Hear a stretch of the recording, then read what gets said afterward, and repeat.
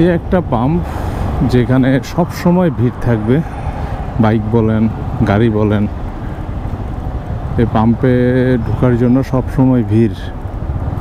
আজকে আমিও দেখি যে এখান থেকে ফুয়েল নিতে পারি কিনা। ট্রাস্ট ফিলিং স্টেশন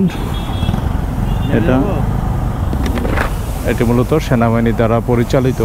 তো আমি যতটুকু জানি এখানে নির্ভেজাল এবং সঠিক মাপে ফুয়েল সবাই পাচ্ছে। আমরা তো সব পাম্পেই সঠিক মাপে ফুয়েল পেয়ে থাকি, কিন্তু এটাতে বলতে পারি যে একেবারেই 100% ভেজাল মুক্ত।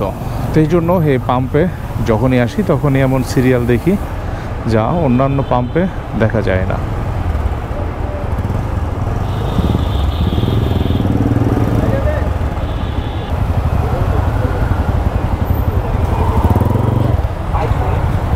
যারা ফুয়েল দিচ্ছে সম্ভবত উনি সেনাবাহিনীর কোনো কর্মকর্তা হবে, কারণ ওনার ডান হাতে ব্যাজ লাগানো এবং অকিটকি আছে।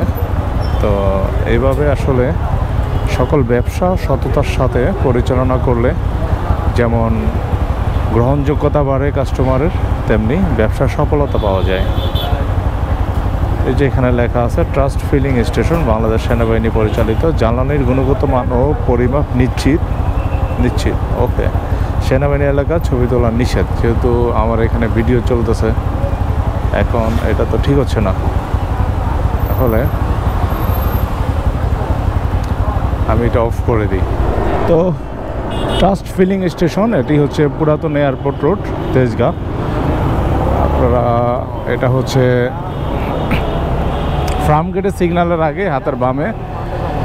তো এখানে যে পরিমাণ জ্যাম থাকে, মানে জ্যাম বলতে ভিড় থাকে আর কি ফুয়েল নেওয়ার জন্য। তো আসলে ভালো ফুয়েলের জন্যই আমরা এই ভিড় অপেক্ষা করেই ফুয়েল নিয়ে থাকি। তো ভিতরে আসলে ভিডিও করা তেমন কোনো সমস্যা নেই, তারপরে যেহেতু ছবি তোলা নিষেধ তো ভিডিও করলাম না। ছবি ভিডিও তো কাছাকাছি, তো যতটুকু ফুটেজ আছে ততটুকু ফুটেজ দিয়ে দেবো, আপলোড করে ফেলবো। তো আমাদের দেশে আসলে ভালো জিনিসের খুবই অভাব।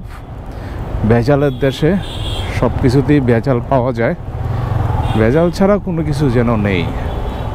এত বড় বাস দিয়ে কি লাইন পরিষ্কার করছে? আমি ডানে যাব, বামের রাস্তা তো এমনিতেই বন্ধ।